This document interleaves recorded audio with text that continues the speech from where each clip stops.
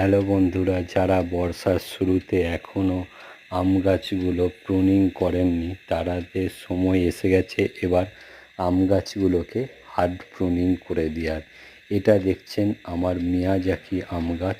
কিছুদিন আগে আম ধরা অবস্থায় ভিডিও ছেড়েছিলাম, কত সুন্দর লাগছিল আম গাছটিকে। কিন্তু যেহেতু বর্ষা পড়ে গেছে, এবার গাছে নতুন পাতা বেরোবে, তাই তার আগে গাছটিকে আরও ঝোপালো করার জন্য আমাকে আম গাছটিকে হার্ড প্রুনিং করতে হচ্ছে।